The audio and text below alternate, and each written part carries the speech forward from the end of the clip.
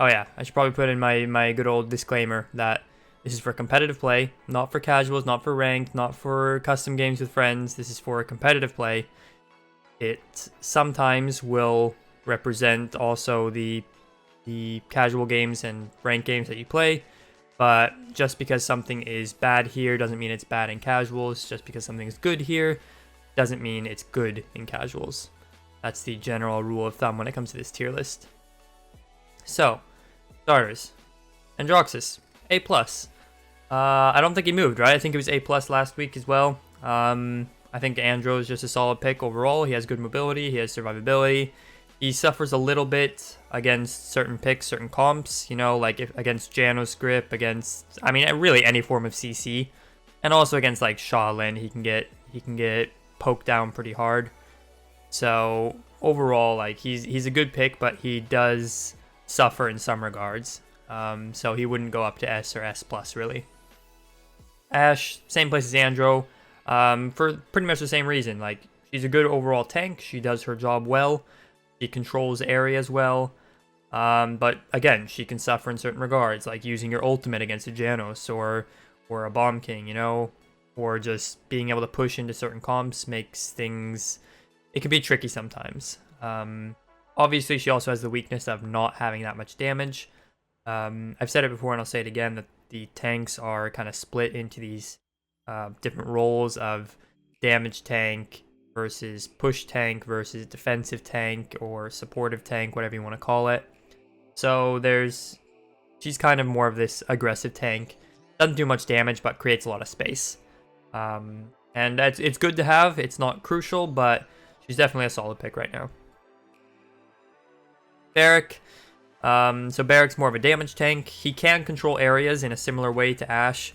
I wouldn't say he's as good at it because he's not as tanky, but he does have utility to allow him to do that. The bonus, or the plus side of Berek, is that he does have damage. Even with the nerf, he did get a slight nerf, losing, what was it, 100 damage on his left clicks from 650 to 550. But I'd still say he's perfectly fine. It didn't make that much of a difference. It might miss you a kill now, but overall, at least in competitive play, that difference is not that crucial. So I'd say he's just a solid A+. He has counters, so he's not like super OP or anything, but he's definitely a solid pick at any time in the draft. Bomb King. Bomb King moved up from, I believe he was A+ last week, to S. He's just, you know, there's very few carry picks or damage picks that are just like always good that you should get early in the draft, and they're gonna do fine no matter what. And BK is one of the few. Usually this is more of a tank thing where you can pick tanks early on and they're gonna be fine. You know, you could pick Ashe early on, you could pick Berek early on, and they'll be just fine. But carries don't usually have that. You know, I wouldn't go into the draft and first pick an Androxus, as that's, you know, they can counter that, they can deal with that. But Bomb King is okay to do that with, so while he might not necessarily always be better than Androxus, he's always more pickable than Androxus because he's versatile. He can change what he does, and he can fit into any comp and play against any comp just fine. So this one's gonna tilt a lot of people. Buck, B+. So everyone thinks Buck's OP. He's not. Buck is extremely broken in casual games and in some ranked games. At least in the mid to high end and also low tier ranked games, Buck is extremely good. Arguably S to S+ tier. Like, no doubt in my mind. And I'm sure you guys see that every single day when you go into a casual game, when you go into a ranked game, and you see Buck roll over your team. That's not the case in competitive play. He's good, don't get me wrong. There's definitely potential for Buck, and he can do fine in some situations, but he is a very situational pick. You can't just pick Buck and say, we're gonna win now. You're not gonna go into a competitive game and first pick Buck and think everything's gonna be just fine. You know, it's because it's not. He's good, and you can have strategies with him. You can put him with a Torvald, and you can be just fine, I'm sure. And it wouldn't surprise me if you see him, even in a PPL game, and him doing perfectly fine. But fact of the matter is, even when Bounce House isn't bugged and isn't banned, then he's just okay, you know? The big things that apply for carries and damage dealers and flankers in competitive play is that they have two main things, which is survivability and mobility. And the two things that they decided to take away with the new buck changes were his survivability, to some degree, and his mobility. Obviously, the survivability was more of a replacement. They took away some of his mobile survivability of being able to jump around in and out constantly, and instead gave him slightly more burst healing, which, as you know, gets countered by Cauterize very quickly. So like early game, he can definitely do fine, and then as the Cauterize gets online, then he's gonna struggle a lot, and it shows. It really does. He has a 10-second cooldown of the jump, so you can't really commit.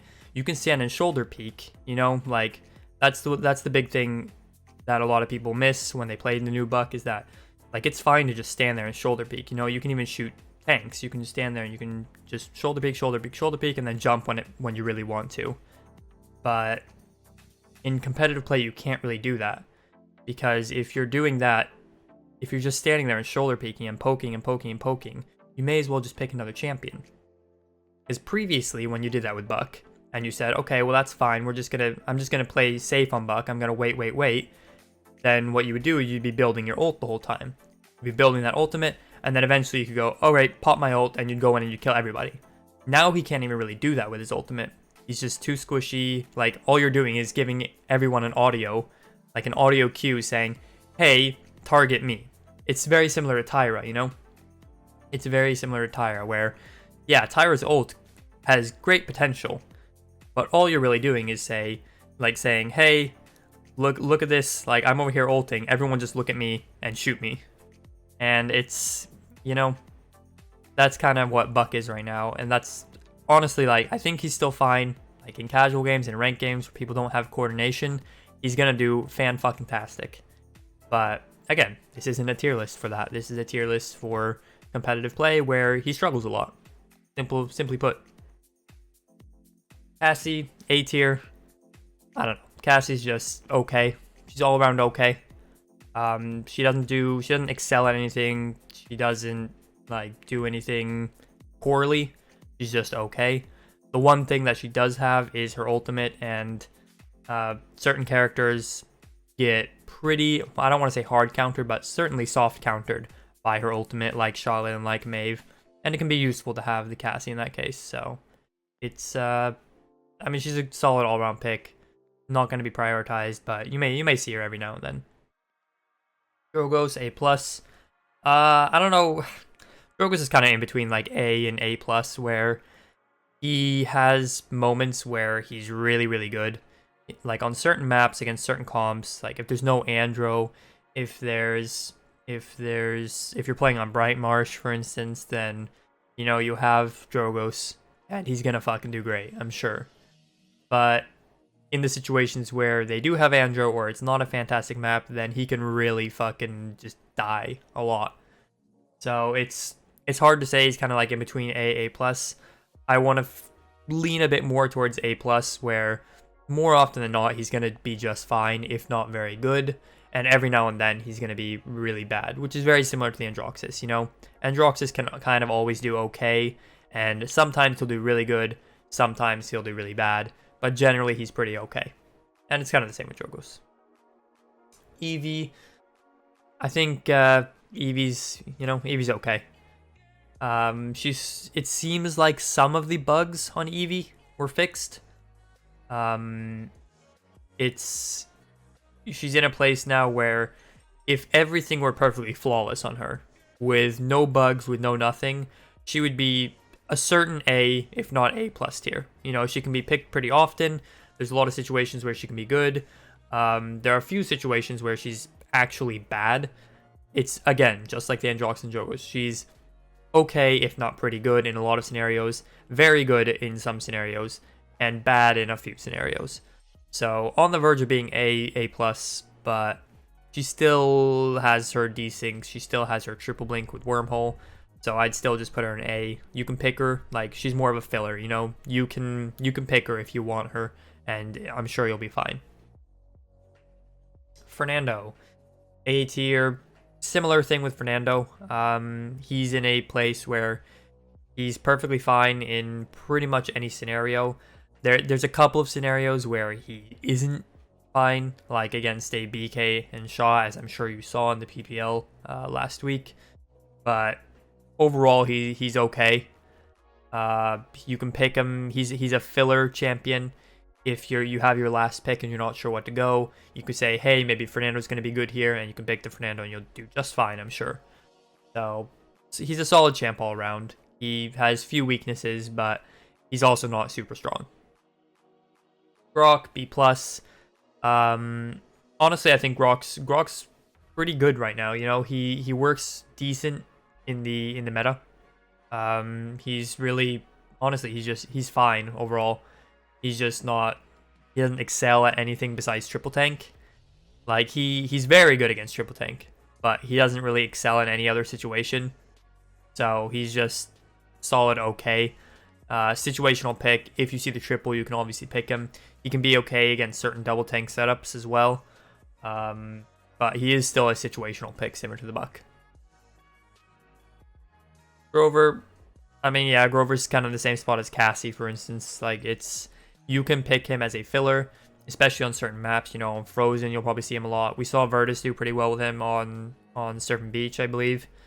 And he's definitely okay. You know, he can fill the last spot or just be a solid pick in the later stages of the draft, and more often than not, he'll do just fine. Inara. So Inara's S+. The combination of Rejuvenate, the diminishing return changes, and people not wanting to commit as much to Cauterize makes Inara a fucking, I don't even know, a superwoman. She just fucking stands on the point and is AFK the whole fucking game. It is crazy how much damage she can soak. Like, legit, she can easily soak 200, 300,000 damage in a game. And just stay alive and stay alive and stay alive. Especially if you pair it with a snake. You probably could pull off a Saris with it as well, but But it's absolutely insane. I know that, I mean, you guys kind of saw it in the PPL last week already, where, I mean, was it the Virtus game where I think Navi first picked the Inara to take it away from Virtus, you know? Like, that doesn't happen for no reason. She's a complete monster at just standing on the point, AFK, and just constantly capping. You have, I mean, she fits into triple tank comps, where you have tanks running around doing whatever they want while Inara's capping. She fits into double tank comps, where you have two carries, especially if you have two flankers, and a tank just running around causing chaos while she's still capping. She works well in triple DPS comps, where you have triple DPS or triple flankers just causing havoc again, while she just stands on point. She's just this constant fucking thing that you have to think about when you play against her. You always have to think, this motherfucker's on point just capping. And it's such a nuisance, because she can outduel any tank on point. Like, the only one that even stands a chance is the Ruckus, and even then, if you talk late game with cauterizes, she can just shred any tank, and she can just stand there, you know? She can really just stand there. It's incredible. I know that you guys don't necessarily see it as much in a casual or ranked game because the coordination's not there, but I'm sure again you'll see in the PPL, unless something drastic changes, which I don't think we're even getting a patch this week. But unless something drastic changes, you're going to see it in the PPL as well, where Inara is going to be standing on point while the rest of the team does whatever they want and just runs around like fucking idiots while the Inara just caps. And then eventually the other team's going to panic, try to touch point, and then you collapse on them. It's just so fucking annoying to deal with. And that's why Inara is S+. She stays alive forever. It's insane. Janos, I mean, again, we have this kind of separate tier list for the main healers. Not necessarily supports, just actual healers, you know? Jing, Saris, Damba, Janos. Those are specific healers, unlike Grover and Pip, Grok, whatever. So Janos, A+ tier. Previously we had him in S tier, but I think as you'll see later on, I think he's maybe due to the Inara changes and how you play around the Inara, potentially Snake has a bit higher priority right now. Vanessa, B+ tier, situational pick, probably more situational than Buck and Grok. I think there are fewer situations where the Kinessa works well, but it's kind of always been that way where there are very few situations where Kinessa works, but when she does work, she works very, very well. And that's always been the case for Kinessa, you know? That's been the case for all snipers, you know? They do meh in almost every situation. And then there's that one situation where she's really, really good and she will absolutely destroy. And that's still where Kinessa's at right now. Lex, I mean, honestly, I think Lex is pretty good, but as it stands right now, there are picks that are higher priority. This is something that we see a lot in when the meta is changing. We see that certain characters are actually better than they might seem. It's just that there are other champions that have slightly higher priority, you know? Like, you don't have to pick Lex when you can pick Androxus. You don't have to pick Lex when you can pick Drogos. You don't have, like, there's just not a spot for him right now. Obviously, he does excel on, like, Jaguar Falls and maybe Bright Marsh, but other than that, you're not really going to see him that often because there's just other priority picks instead. Leon, I mean, previously Leon's been like the go-to, we just need some damage, but honestly, she's really not that good right now. Like, the type of damage that Leon has is just so irrelevant right now. Like, it's so hard to create any pressure with Leon because she has constant small amounts of poke, which just, it doesn't do anything. You know, that's not what the meta is about. The meta is about being super tanky and then all of a sudden being dead.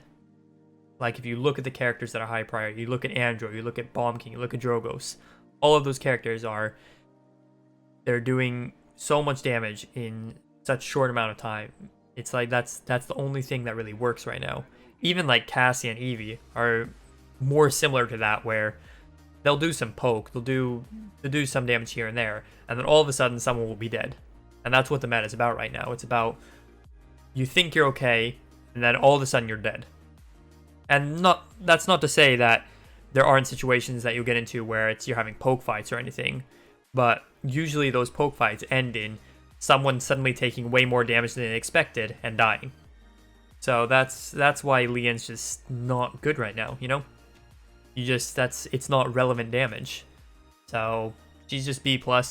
There might be a situation like picking her into a Sky or a Buck could be pretty good because her ult is very useful against those to stay alive. Other than that, I don't see a situation to really pick her. Maeve, also B+. This one might be a bit surprising. The nerfs that Maeve got don't seem to be that big. They really don't look that bad on paper, but they really are. You know, the changes to Maeve are really that bad. Artful Dodger was really her only useful card. And, I mean, I'm not saying that you can't do okay with the other cards, with the other legendary cards, but the reason she was good was not because she did so much damage or she did all these things. It's all those little things combined with the fact that she had the survivability of Artful Dodger. And she doesn't have that right now. You know, she can't take fights with characters that can tag. You know, if there's a Ruckus in the game, an Inara in the game, a Andrew in the game, she's not going to be able to go in and do what she did before. Because if she goes in, she's gonna die. She can't just press Q and leave. You know, that's something that now Eevee can do instead of the Maeve. Eevee can go in and then just leave again. Maeve can't do that anymore. Maeve can poke, and commit really hard to the fight, but it's much more like a Buck now where you jump in and you either win the fight or you die and you lose the fight. There's no in and out constantly, which is what Maeve was so good at, of just constantly going in and out and trying to fucking just create this havoc that other characters like Eevee could do and Buck could do before, at least. So honestly, like, Maeve is a situational pick. I think you can still probably play her and get some value out of her ult. Obviously the ult is affected by resilience now, and it is actually a pretty big deal. but that's what she is. She's a situational pick of this could be a good game for Maeve. And you're not going to see like any first pick Maves. You're not going to see any early pick Maves at all. If anything, it's going to be picks like last pick or second to last pick. If anything, I think more often than not, we're not going to see her at all. Makoa, I mean, fucking Makoa, dude. S+. He still has everything he had before.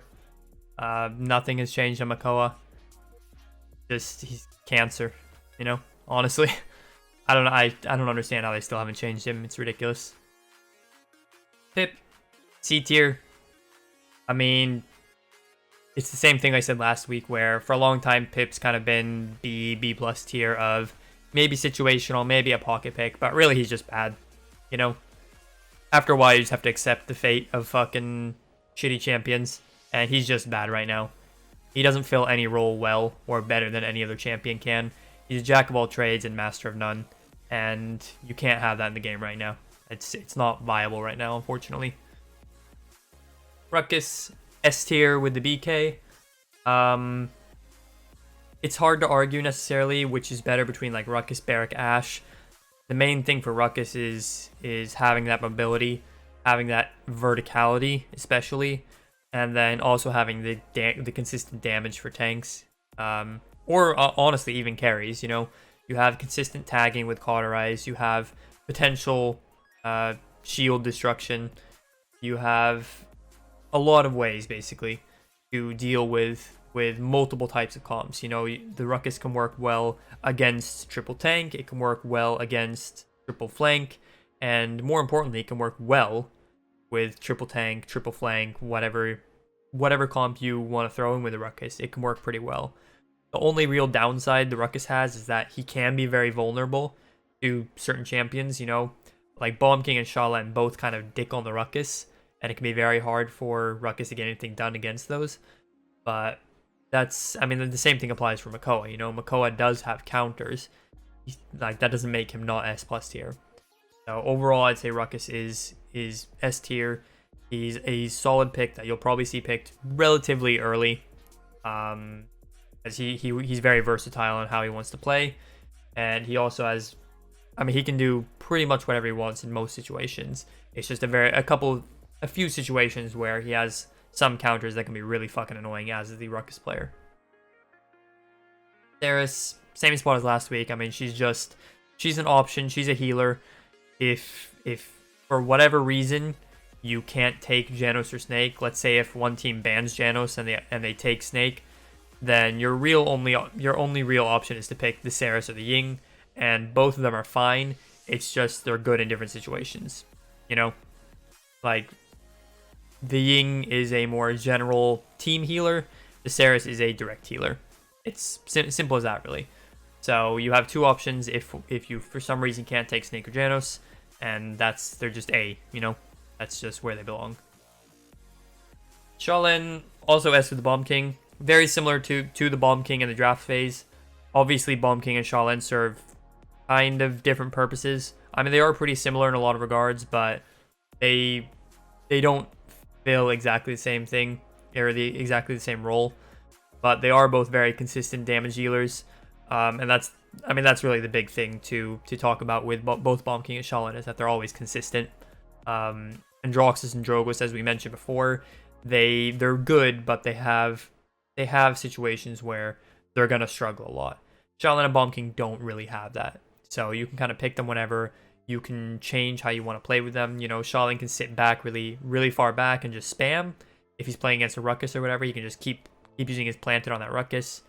If you don't want to do that, if you for some reason don't want to play in the back line, you can also go in the front line, pop your stealth, pop your ult, and you can go really deep. So he can be very versatile, just like the Bomb King. So they're just solid all-around picks. They have a shit ton of damage. They're extremely consistent, and especially together, they are an absolute brutal fucking combo. Skye, I mean, Skye's a pocket pick. I had her in B+ for a little while there. I want to argue that she's more of a situational pick than a pocket pick, and it's still kind of true. She's on the verge of being a situational pick versus a pocket pick, Those are kind of two different things. You know, situational pick is more of a, there are a couple different situations where you can make it work, whereas a pocket pick is more something that you have a specific strategy in mind and you want to make it work, rather than trying to say, well, it's going to work against what they're trying to do. And it's a pretty big difference, actually. And right now, I lean more towards her being a pocket pick, where you're not looking to counter what they're doing. It's more of a, you can counter what they're doing, but you have to do it with a specific strategy in mind as well. You know, maybe it's the Torvald, or maybe it's having double flank of some sort, but you can't just pick the Sky against what they have and say, this is gonna be fine. It's a good pick here. You need to have some thought in your draft about potentially picking the Sky beforehand, basically. Snake. So Snake, I'd say, is slightly better than Janus right now. The big thing is the Inara, right? Inara being so good and being picked so frequently actually changes the value of Janus and Snake in the draft. While Snake and Janus have been on par for a long time, overall they still are on par. Like, sometimes you might want Janus, sometimes you might want Snake. They have good, I mean, they're both good in different situations. You know, Janus obviously has the ability to tag people with Cauterize or shred shields with Wrecker. Snake has a better ultimate and has more potential to pocket heal. Again, Janus has more overall healing. I mean, he can heal across the map on multiple different people at the same time without having to put too much effort in. So they both have their advantages, but right now, because Inara is better, and because Inara is so crucial to the draft, it makes Snake so good, because fucking Snake and Inara together is just pure cancer. Like, it's so hard to get that Inara down if you have a Snake. And I think you'll see it a lot where if someone picks Inara in their draft, if they first pick Inara, they second pick Inara, they're gonna try to get the Snake. You know, so if I first pick Inara, the other team's gonna they're gonna take Snake straight up, because you can't let those two be together. And that's basically what it comes down to. And it's the same. Like, if one team picks Makoa, then you'll probably see the other team take straight up Snake Inara. That's how good they are together. So that's why I'd put Snake slightly above Janus right now. Literally just because of the Inara pick. Strix, B tier. I know that there's been some Strix play in, like, NA and stuff, but I personally don't see it. I mean, I haven't seen it much in EU, if at all, honestly. It falls into a similar role as Kinessa, where there's so many situations where the Strix is gonna be bad. Every now and then there might be a situation where Strix is like, oh, okay, well, it could be good here. But when that situation arises, he can still kind of be meh, I feel. At least Kinessa, in the situations where Kinessa really is gonna do well, she does well. Whereas Strix is more like, there are gonna be situations where a sniper could be good, and while Kinessa will be like, oh great, it's a situation where a sniper is going to be good, then I'm going to be great with Kinessa here. Whereas Strix still could struggle in that situation. That's kind of, I don't know how to put it really, honestly. It's just a matter of Kinessa slightly better than Strix, and because of that, when you need a sniper, you're going to take the Kinessa over the Strix. Obviously, he's in B tier, which means I think there's still room for some pocket pick potential. Maybe you want to do, like, Torvald Strix, you know? Pop out of stealth with the fucking 15% damage legendary on Strix with 40% damage from Torvald, and you one-shot someone. Maybe that could work. And I mean, that's, sure, go for it, man. But that's what he's going to be. He's going to be a pocket pick, if anything. Or maybe a very specific map. You have a strategy in mind where you think Strix could do very well on a certain map. And it's, you know, that's fine. If you think you can pull it off, then you might be able to. That's kind of what the pocket strat area is for. Same thing with Sky, you know. You can pick it in some situations, and it could potentially be very, very good. But those situations are not going to arise very often. Talus. So Talus is definitely not C tier. I think we've all learned that by now. Talus is actually surprisingly good at one thing, and that's being fucking annoying. more so than Eevee, more so than Buck, more so than even Andro in some situations. You know, it's a bit awkward right now because Talus's best card is banned. The card that gives you anti-healing on your Q, which is honestly one of the best cards in the game. Like, if you just look away from all the champion kits and everything like that, if you just look at the cards themselves, the Talus card that gives you anti-heal on your Q is one of the best cards in the game overall. It's extreme. It's actually insane how good that card is. And that's kind of what makes Talus. Obviously, he's still fine without that card. He can still be played. He's not as good, but he is still definitely good without that card. And we saw it this past weekend. He did perfectly fine, even without the card because it was banned in the PPL. So it's like, I don't know what to say, honestly. It's one of the most survivable picks. Like, you always have a get out of jail free card. And just having that Q shred is really the big deal, you know? It's not even about the ult, it's not even about the right click, it's just about the fact that you can walk up to a tank and press Q, and they cannot fight you. Obviously, with the anti-heal card, they absolutely cannot fight you. Without it, it's a bit closer, but you can just walk up to them and start shooting the tank, and if they don't run, you will kill that tank. And then worst case scenario, if that tank somehow gets help, or if that carry or whoever you're fighting gets help, you have a get out of jail free card. You can just teleport back. And that's why Talus is good right now. Because you will win the fight that you take, and even if somehow you don't win that fight, you can always just teleport back. That's why Talus is good. Did my music disappear? I think my music disappeared. Restart it. So yeah, I mean, it's not necessarily that he is the best kid or anything like that. It's literally, to me, just the Q and the teleport. You pop your Q, you go in. If you win the fight, you win the fight. If you lose the fight, you just teleport back. I mean, if you have a character like that, it's always going to be good. It's very similar to why Eevee was so good before, way back in the day, where she could always just have that pressure of she could just go in and fight whoever she wanted, and she could just teleport out if she needed to. And that's what Talus is now. I don't know if I said Terminus. I meant Talus. Torvald, S tier. So yeah, I mean, Torvald's kind of in the same spot he was before. He's a solid tank pick. He works well with a lot of different characters. I mean, if you just look at what's good, if you look at the A+ and up tier in this tier list, he works great with Drogoz. He works great with Talus. He works great with Andro. He works great with Bomb King. He honestly even works well with Shaolin. He works great with Makoa. He works great with Inara because he gives her even more survivability. He works great with Ruckus because he gives Ruckus the survivability he sometimes needs. He's kind of meh with Ashe, I'll be honest. He works great with Berek. You know, he just works so well with so many different picks. And he's so versatile in who he needs to work with, you know? If for some reason you can't get the Talus, well then you can get the Bomb King.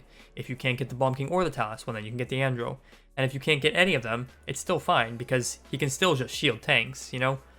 I mean, I'm sure you guys didn't see too much of it. Well, I mean, I guess this is mostly in scrims, I guess, but like even putting a Fernando with a Torvald can be pretty brutal, you know?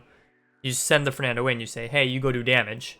Like, you just run and you press your fireball, and then you shield him, and he's just this fucking annoying, unstoppable tank in your front line with a shield with bonus damage that can on the verge of potentially one-shotting certain characters with his Q, with his fireball. So you know he's versatile enough to work with pretty much any other pick, and on top of that, he still has great survivability. Not as good as Inara or any of the other main tanks, I guess, but he's still a tank, you know, you can still certainly tell that he has survivability. And then obviously he has the silence and the ult, both are very good. The ult is situational and you might always get value from it, but that one time the enemy team forgets about it, you can get crazy value from it. And then of course the silence is crucial against certain characters and can completely swing a fight if you get a good silence, honestly. So I mean, you can pick him whenever. He's a perfectly fine pick at any stage in the draft. Tyra. So Tyra was C tier. I'd say maybe she's B tier now. Honestly, she could potentially even move up to B+. I think the change to her fire wasn't like super big or anything, but it maybe is like just enough to move her up a little bit. Especially with Inara and some of these other tanks being in the meta, she's actually pretty good. Like she actually has some potential. You know, the anti-heal on an Inara can be really big. And on certain maps with certain comps against certain comps, she may see some potential. We'll just have to see. I think she's definitely kind of an unsung hero in some situations, and we might see a little bit more of her. Victor, I mean, Victor's just kind of garbage. Like, Victor's what you would want. I mean, when you pick Victor, in my opinion, when you want Victor, there's no reason to pick Victor. When you want to pick the Victor, and you say, this could be a good situation for Victor, and then you think about it and you say, okay, well, why is this a good situation for Victor? Well, you need consistent damage on a tank. You need consistent damage on a carry. You need tagging with Cauterize. You need, I mean, that's what he has, really. You need some blast damage around corners. Is there anything there that other champions can't do? Well, you want consistent tagging? Well, you can get Talus, you can get Inara, you can get Ruckus, you can get fucking Andro even. There's other picks for that. You want consistent damage, just straight up line of sight, consistent tagging damage? Well, again, there's Talus, there's Ruckus, there's fucking Cassie, even Leon, Brock, you know? These characters do similar amount of damage. I mean, hell, even Tyra, you know? Like, these characters all do a similar amount of damage. If you go into a competitive game and you look at the damage numbers, it's actually all pretty close, you know? The tanks do roughly the same amount of damage as the damage dealers. The damage dealers do roughly the same amount of damage as a flanker. The only real outsider is if you have a Torvald, or the support. And all of these characters are going to be roughly the same in damage, no matter what you're picking. Even if you pick a Drogos, usually the Drogos is not like crazy amounts higher than the other characters. And that's what you would want to pick Victor for. You know, you want that Victor to get crazy damage numbers, to get crazy value. And that's not going to happen, because that doesn't happen in competitive games. You don't have these huge outliers. And for that reason, like, there's no reason to pick Victor, because that's the only reason to pick him, is you want that outlier. You want that huge damage number carry that can just run around, get angles, and just spam. And he can't even do that, because there's so many ways to be out of position and get completely fucked, because your entire kit is focused on doing that. I'd much rather get fucking Talus, you know, who can do that, and also has other things in his kit. He still has the punch for some burst damage. He still has the ultimate, the global ultimate. He still has his Q with anti-heal, and even if it doesn't have anti-heal, with more burst than the Victor has, he still has his teleport to get to safety, you know? Why pick the Victor when you can pick the Talus? And even the Tyra. They do very similar things. They both have consistent tagging damage with Cauterize or with Wrecker, whatever you need. And then Tyra also has the fire with anti-heal. You know, there's no reason to pick Victor right now. He's fucked. Willow, I mean, Willow's like, I don't know if putting her in B is worthy, or not worthy, but I don't know if she's worthy of the shit placement, because I'm not really sure if she's a situational pick or a pocket pick. Honestly, we haven't even seen much Willow at all in weeks. There's really no reason to pick her, you know?